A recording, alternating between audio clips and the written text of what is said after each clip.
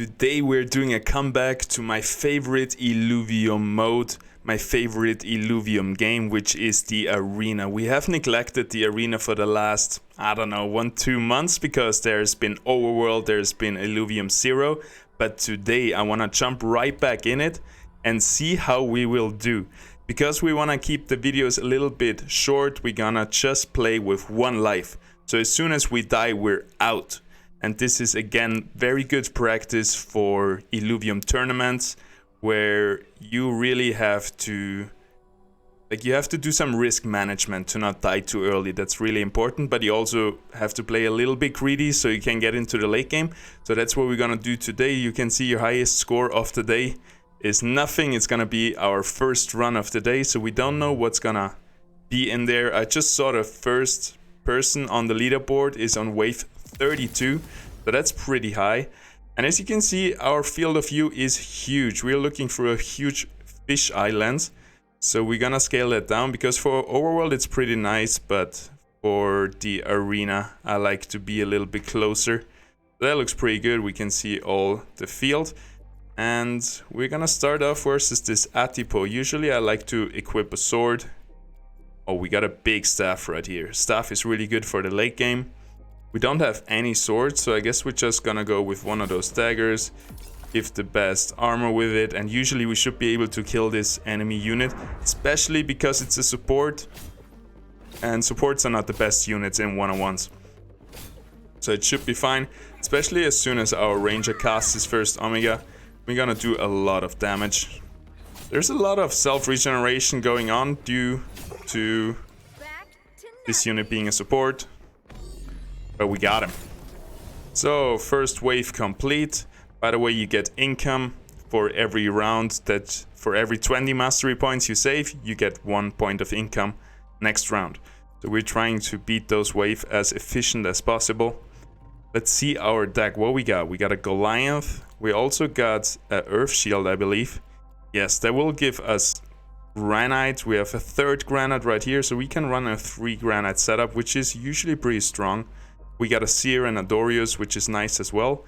But for now, we just need to beat this guy, and we're just gonna put some small unit in there. Probably a fighter will be enough. We're just gonna bond those. It would be a bit embarrassing if we die right here, but we said we're gonna cut the video as soon as we die one time, so that's what we're gonna do. But this is a big boy that we have to kill right here. So let's see how we're doing. Definitely helps that our assassin ranger is now a slayer with rogue and fighter. And what does the slayer do? Let's see. At the start of combat, slayer units blink to the backline, which all rogue units do, no matter the composite. And then we gain 30% attack speed for 8 seconds, and we also gain crit chance. And if we vanquish somebody, so if we slay somebody, we gain additional crit chance. So that's nice. And if we would have 2 slayers, then the second paragraph would be in effect, which says the first time a slayer unit drops below 20 health, they gain Indomitable. I'm not sure what Indomitable means. We're gonna look that up, so I'm gonna inform you about that in a second. So we got 2 rogues here, so we wanna bring some tanks in. We also got not much time left, so we're just gonna slap this Axon in here and hope it's gonna be enough. Since we're in competitive mode, we have a time limit, so we have to make sure that we spend our time wise. Especially in the early game, the time limit is pretty small, and every wave you beat, you get more and more time, so it gets easier and easier. Bada bing, bada bye. Bada bing, bada bye.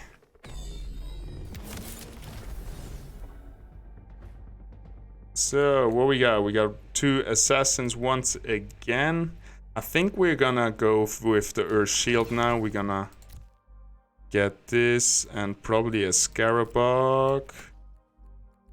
Maybe a Goliath. We also need some damage. So usually a Seer is our best call for tanky damage. And we're still gonna be able to keep 100 mastery points, so that's gonna be good. We're gonna link those 2 together, and we would actually sell the armor right now, giving us 10 more mastery points. But since we're not gonna reach the threshold of 120, it's not gonna make a difference. So we keep the armor on and just play it safe this round. Since we only have until we die once, we're just gonna play it a little bit more on the safe side. And saving 100 mastery points is pretty good after all. Not too bad.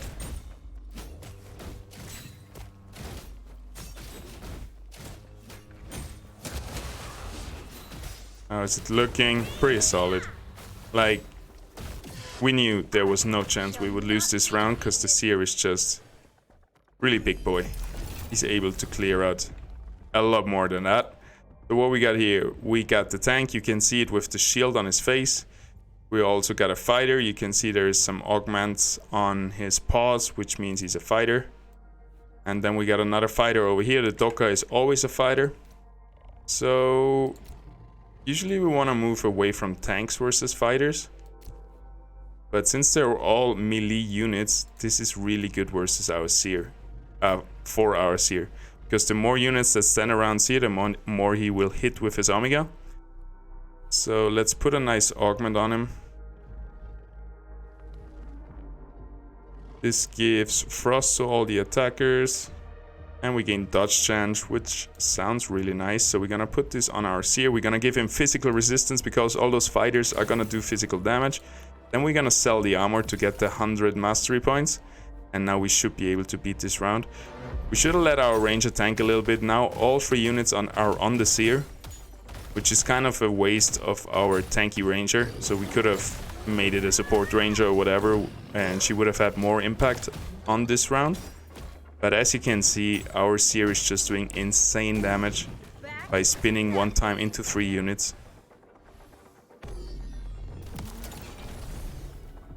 Sweet. What we got now? We got 1 assassin, and we got a Furiox and a Flish, which are both they're like ranged DPS.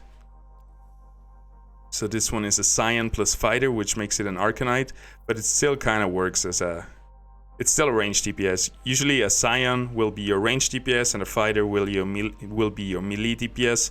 Fighter focusing on physical damage, Scion's focusing on magical damage. So Furiox is kind of a mix in between, and Flish right here with Scion is definitely a ranged unit which focuses on his Omega and on magical damage, on energy damage. So what do we need? What do we need? We could use a little bit of damage on our own, but we can just keep buffing our Seer right here. So let's just give him this because we're running out of time, and hope it will be alright. It's good. Both of our units are tanking a little bit, so we're splitting the damage. Nobody's getting focused down too fast, which is kind of ideal. Also, our ranger taking most of the damage is helping out us here a lot, getting healthy to the late game. Kind of healthy. The Flish did a lot of damage with his Omega. And we're gonna now sell the Seer, just because we didn't have time to select the stats that the augment gives. It selected random stats and it gives us attack speed and max health, which is not ideal. So I think we're gonna stay with the Seer. The enemy has no tank again, so we could go full damage and just overwhelm them. But I really like the Seer, so we're gonna keep going with him. Let's put on some nice augments. Let's see what we got. This one is really nice as well as him. Gives him physical and energy vamp, which basically means he's healing himself for damage done. And also when he drops below 50% health, he gets extra healing. So armor and health.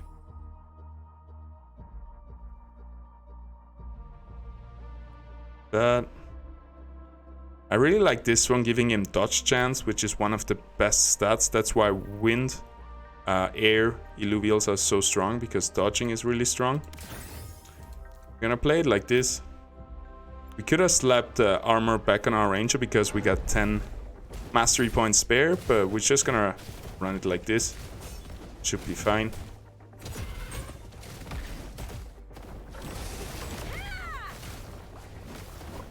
Seer is spinning. We're actually not able to kill the Ramfight before he goes up in the air, but Ramfight without augments doesn't do too much damage on his Omega cast, so it didn't matter too much. And as you can see, our Seer is so tanky by now. He's just gaining health and also regenerating a lot of health, which is perfect. As you can see, this every third attack heals for 2% maximum health. This is very effective if you put it on a high health unit.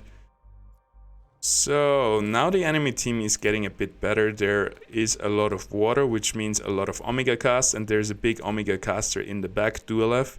So we might want to deploy an assassin, take care of the Dual F. We might even want to swap our ranger to be an assassin. That could help. Then we don't have to put a big one in. We can just bring, I guess, Verminio right here.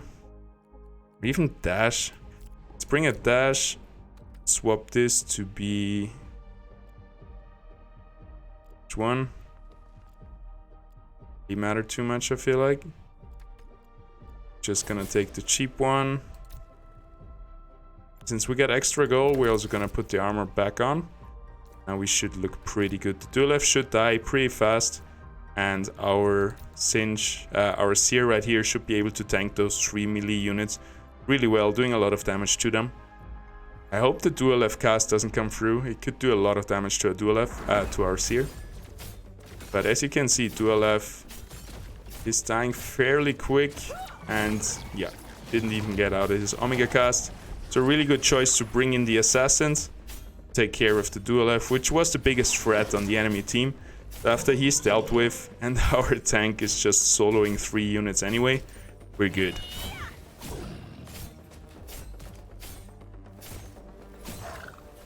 I shall not be defeated.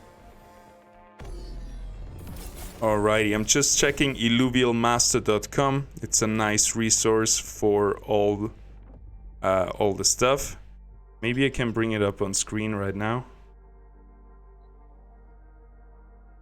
Like, second, work, screen capture. There we go. So here we can check, and at dictionary we can check all the different stuff, all the different effects that can happen. So we are searching for, how was it called? Indomitable. Health can't go below 1 HP for a set duration. Good to know. So our Slayer right here, if we have 2 of them and they will drop below 20% health, they are not killable for 4 seconds, 6 seconds, 8 seconds. The more you have, the longer the duration. So what are we gonna do now? We have a lot of supports, which is usually not a big problem if they don't have like a tank or something. Like, as long as we focus the same target, we're gonna be able to get through them fairly fast. This Kukurov here, over here, is a really good target for our assassins. We should be able to kill him before he's able to cast his Omega, because he's so squishy. Even though he's a stage 3 Illuvial, he just dies so fast. So looking pretty good. Like, there's not much that can go wrong anymore. Blaze Knight is their big damage dealer, but he won't do that much damage. As you can see, like 1,400, 1,500. That's alright. Our Seer is getting tankier and tankier the longer the fight lasts. Let me just check the graphics. What's Nanite? Feels like it's new. Try it out.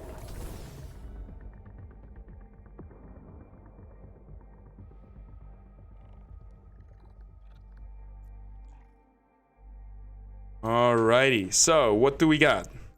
We have a nice tank in the front line here. We have a Malura coming in the back line. Ripelens is definitely the biggest threat on the enemy team, but our Seer will take care of him. And if we just send our assassins also over here, I hope that all the melee units will actually go onto Seer, and that will be perfect. Do we need to deploy more? Are we kinda... we have enough units on the board. We have 11 mastery points spare, so we could upgrade our Dash to be a bigger assassin like this Verminio. Still having our 120 mastery points, giving us 6 income next round. And we're just gonna roll it, I guess. It's wave 10. It feels like this is a strong enemy team. Like they have tanks, they have supports, but their support, their Arcos is too far away to have an impact on anybody because Arcos heals the units around him. So if he's positioned over there, he's gonna be pretty useless. The two rogues won't have a lot of impact. They're just gonna die to Seer, and we hopefully gonna kill Riplands with our two assassins. So I think we're gonna keep it like this and hope for the best. It's definitely more on the greedier side, but we'll see. We'll see. It's all up to Seer. Look at him. Now he's gonna spin the first time. He's only at like 70% health. Now he's gonna do so much damage, heal himself against all the damage done, and it's looking pretty solid. The enemy Riplands is dead. And there's not much more that can go wrong, I believe. Yeah, we're good. Really, really good, actually. Yeah, Seer is our main carry throughout all the early and mid game, I believe. Later on, we're gonna bring in Adorius coupled with the Ranger. We will put the staff on the Ranger and link our Ranger with the Adorius, giving it as double Mystic, which is a very, very strong affinity. Actually a class. A composite class. Double Mystic is really strong. But you gotta wait for the late game to bring in your supports. You wanna have an established board, which kinda means having really strong damage and really strong tanks. Those are the two foundations, the two pillars where you build your team on. And once those are established, you can bring in those supports to help you. Again, our assassins are gonna jump the dual F. Over here, there is two assassins coming in here. We gonna focus the Flish with our Seer. And the assassins are gonna run over to our Seer. So we don't need to take care of them. They're gonna come to us. I think it looks still pretty good. It feels like we should invest a bit more, but we're taking out the big threat here. Flish is gonna die pretty fast as well. And then our Seer will take care of the rest. Like, I believe this is a really strong team that we have right now, even though it's only 3 units and 2 augments. One thing that could happen, the Flish cast could do a lot of damage. And actually our Ranger, wow, that was so close that we could still kill the dual F. Our Ranger, his Omega cast, he jumps to the lowest unit. So if somebody else, like this Flish over there, had the lowest health, he's gonna jump away from his actual target. And almost dual F didn't die fast enough because of that. But we're good. It was close though. Really close. So we got 1, 2, 3, 4 assassins coming in. That's a perfect target for our Seer. So we're gonna keep it as it is. Maybe we're gonna slap an augment onto our Verminio right here. Our 2 assassins are gonna jump the backline over there. Gonna kill the Fur Knight. And all the enemy assassins are gonna run up to our Seer at one point. Let's see if there is an support augment that we could slap on our Verminio. Start of the combat, nearest 4 allies gain Indomitable for 6 seconds, which is not that important since we don't want to like sacrifice any of our units. Nobody's gonna die in the first 6 seconds. And they heal. I mean, it's a really good augment if you use it right. You can make like an Archie tank for assassins because he cannot be reduced below 1 HP with Indomitable for 6 seconds. So it's basically kind of like a Granite buff. Except that the Granite only starts working at 1 HP. Kinda interesting. We're gonna try that out later. But for now, we need something else. I guess. Bit much. Just gonna put this on Verminio. Reduces the attack speed. What are we gonna give him? And it will reduce the attack speed of all those assassins that are coming in, which will lower their damage and their efficiency a lot. Now our Seer just needs to survive till the first spin. Looking good for that. If he starts spinning soon, come on. Sir, now he's healing a lot because he's doing a lot of damage. And he's staying alive for long enough for our assassins to hopefully clear that out. No. we got lost. We went a little bit too greedy. 150 mastery points left. We should have brought in more Illuvials. We only had 2 Illuvials on the board. Didn't even really realize that. But it was a really good first try. Now we would press play again and we would have smooth sailing from here on. We would just invest more so we have like 100 mastery points left and not play it so greedy. But we also want to keep the video duration short, and that's what we managed by really trying to find the sweet spot where we don't overinvest and not underinvest. And well, wave 12 got to us, but that's fine. I hope you enjoyed this video. I hope you could learn something. Arena is a really important thing, a really important aspect of the Illuvium universe. The whole overworld combat is an arena fight so far. It's going to be changed in the far future, but nothing anytime soon. So it's really important that you know how arena works, because Illuvium kind of works on the auto battler at the moment. And I love it. I love auto battlers, and I'm going to do a lot of them more. Be honest, Arena is my favorite game. I love the overworld, don't get me wrong, and I can't wait to actually catch my Illuvials and own them. But it's gonna be more a fun thing on the side. I want to focus my attention to Arena, because I think here is where you can make the most money if you play the best that you can. And if you want to stay around for the journey, hit that subscribe button. I would really appreciate it. And I see you tomorrow. Thanks for tuning in. Have a good one.